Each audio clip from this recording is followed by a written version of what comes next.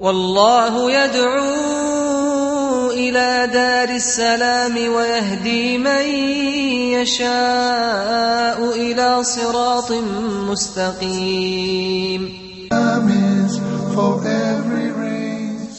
Bismillah. Assalamu alaikum. Peace be to you, and welcome to this episode of Beauties of Islam. I'm your host, Yusuf, Estes, and I wanted to continue talking about one of the beautiful concepts in Islam, and that's the belief system. The belief system in Islam is something that's so amazing that someone like myself, who had never heard about these things before, found resolution in many of the questions, many of the things that I've been thinking about all my life. I was thinking, how is this, and how is that, and how does this work, and how could that be, and where is God, and is there a God? What's the purpose of life? And all of these beautiful concepts that we find in Islam give us not only resolution, but it gives us peace. It gives us that sakina, tranquility of the soul, to know, in fact, not only does it satisfy the mind, it satisfies the heart to understand and realize what the belief system really is. In Islam, there are 6 main, what they call pillars of belief.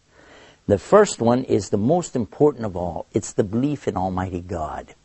That God is one. He is unique. There's nothing like Him. He's not like unto the creation, and He's not in His creation. God, Allah, is mighty and above all of that. And His attributes and characteristics are the epitome and perfection of each and every one of His characteristics or qualities. He is the ultimate creator. And He's the only destroyer, the real destroyer. Because He's the one who brings everything into creation. So if it's destroyed, then who is the only one that could do it? He is. He's the one who brings about all that we see, all life. But He's also the one that causes all death. Because everything is to Him the same. It all belongs to Him. And He sees it as a whole. Whereas we only see minuscule, teeny little snippets here and there that we catch and try to understand. But yet He is mighty and above all of that. So His hearing is absolutely, totally, and complete. We won't say it's just perfect. It is total. His seeing, again, is total. His love. And we want to make a whole program about that. We'll come back to His loving. His lovingness is eternal and always. It's ongoing. But I want to come back to some of these other characteristics and understand that He is the only creator. And if it exists, He created it. And whatever purpose it has, He's the one giving it purpose, because He is the one who decides when something's going to happen, how it's going to happen, where it's going to happen, and how long it's going to happen. All of these things are in His hands, in His control at all times. We as humans cannot really fathom who is God, what is God. But this is the first and essential belief in Islam, at least to understand there's only one. Start with that. There's only one. There's not two. If there were two, Islam tells us, if there were two, they would be in competition. And eventually they would be fighting each other. So there's only one God.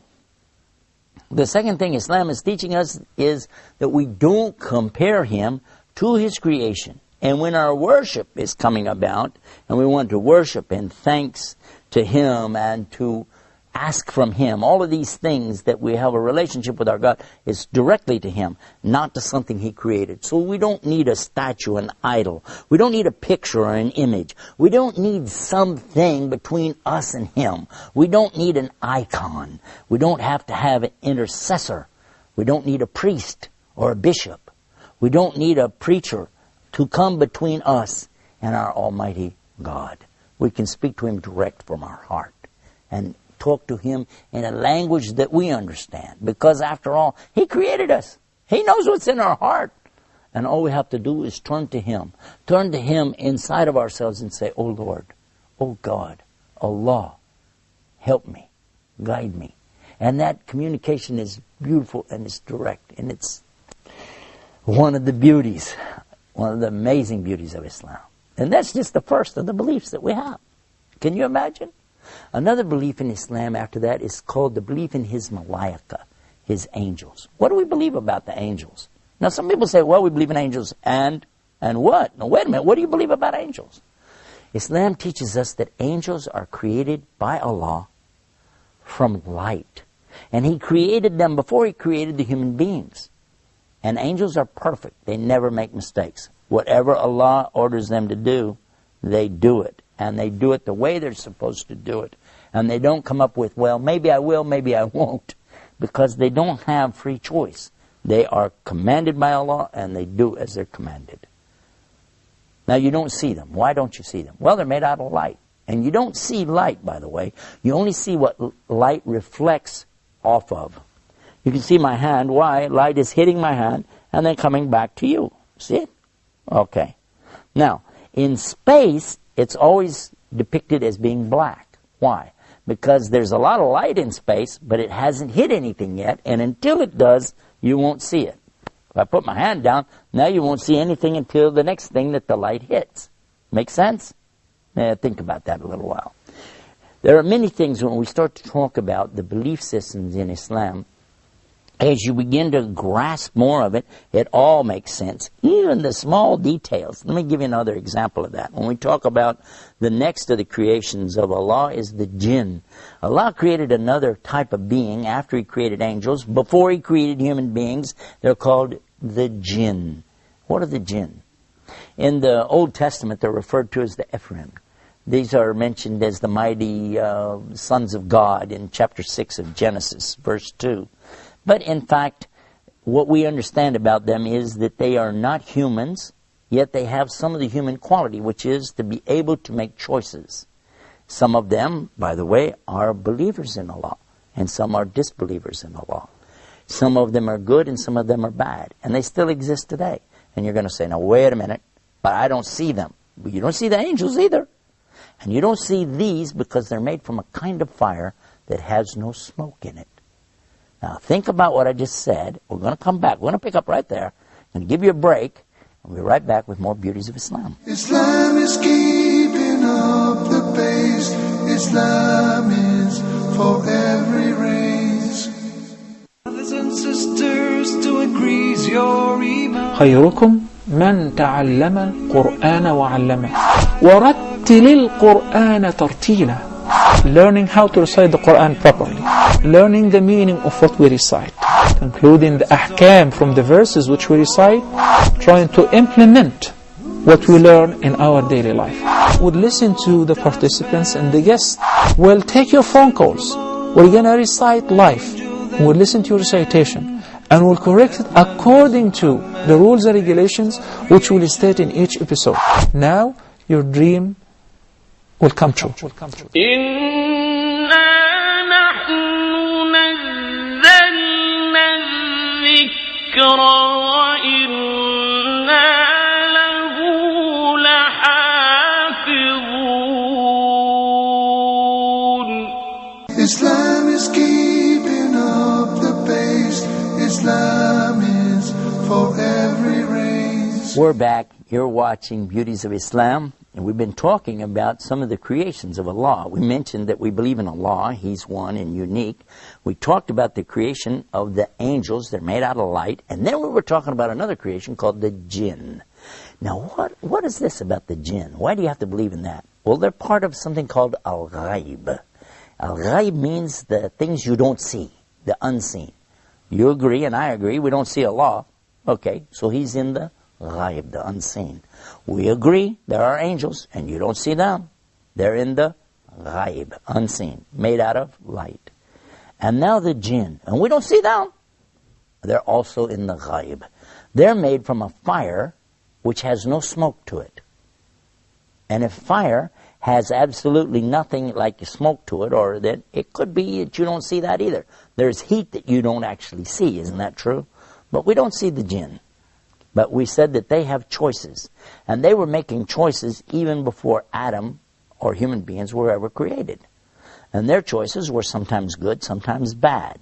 From them comes the one we call Lucifer or Iblis. And who is that? Who is Lucifer? Who is Iblis? You might say he's the devil, the Satan or Shaitan, as he's called in the Arabic language.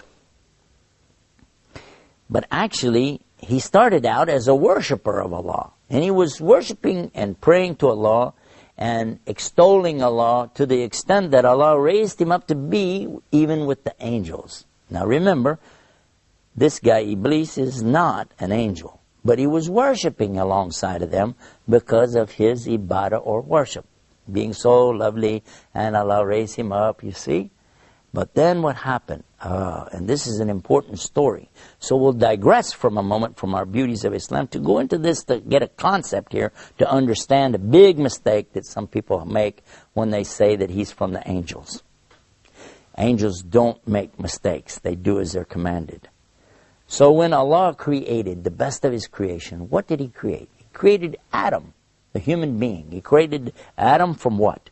He created him from mud or clay or dirt. Huh? And when He created him, He said, لَقَدْ خَلَقْنَا الْإِنسَانَ فِي أَحْسَنِ تَقْوِيمٍ, that He created Adam in the best of molds. The human being created in the best, and the best and the best and the best of molds. ثُمَّ رَدَّدْنَاهُ أَسْفَلَ سَافِلِينَ, and then reduced him to the lowest of low. And how? And this is the story of how the devil pulled his trick on Adam.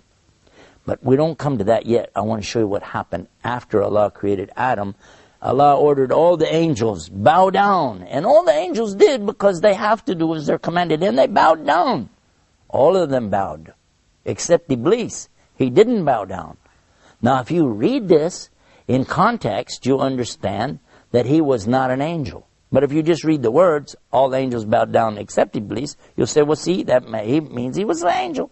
But otherwise, in the Quran, we find in other places that Allah said he wasn't an angel, but he was from the jinn. And he's created from a smokeless fire. And that's exactly what He said. You created Adam from mud, but I'm created from something better, from a smokeless fire. So I refuse to bow down. Why? Because I'm better than him. I am better than Adam, and I refuse to bow down to him. By so doing, he disobeyed Allah. And whoever disobeys Allah, he's in trouble. But especially if he does it out of his arrogance and his pride. I refuse to obey because, I know better. And in this way, he put himself in the worst possible condition with Allah. Allah condemned him to hell forever. And he said, I don't even care. Just let me take him, meaning Adam, and his children along with me to hell. What? For what? Because of this thing called pride or arrogance. Kibr in the Arabic language. And what is kibr? And kibr is something comes from kabara. Kabara is the root of the word akbar. And only Allah is akbar. Allah is greater and greater and greater than anything. But a human being has no right in front of Allah or anything that's created. The jinn, the angels, nothing have the right to come in front of Allah like this and say, hey, who am I? I'm this, I'm that. No, Allah gave you a commandment. You do it. Now, what happened next? Well, that's when Allah told Adam that he could have anything that he wanted in all of the paradise. Go ahead, enjoy. But there's one tree, don't eat from it. Of course. You know what's going to happen. And the devil came to him and to Eve and got them to eat from that tree. And they were cast down because of that. But Allah knew from the beginning they would eat from it. That's why Allah put it there. Because this life, and this is the whole reason for me telling you this story, so you can get this one beauty of Islam, to understand this one thing. This life is nothing more than a test. This is a test. To see if you will refrain from the things you've been ordered not to do, such as don't eat the fruit. Or if you will obey and do the things you've been ordered to do, such as bow down. The devil was ordered bow down, and he didn't do it. Even to this day, he refuses to do that. And that's why he's condemned to hell. Not because he didn't bow down, because he still refuses to do anything about it. Adam, on the other hand, did something he was ordered not to do. But he was different. How? Because he repented. He repented to Allah. And he said, Allah, forgive me. And another beautiful teaching in Islam, whoever sincerely repents to Allah, Allah will always accept it. I wish we could continue and go on more and more about this subject, but we're going to have to wrap it up for this episode. But I'll tell you what, go to the website and get more. The website called beautiesofislam.com. Until next time, peace. Assalamu alaikum wa rahmatullah. Islam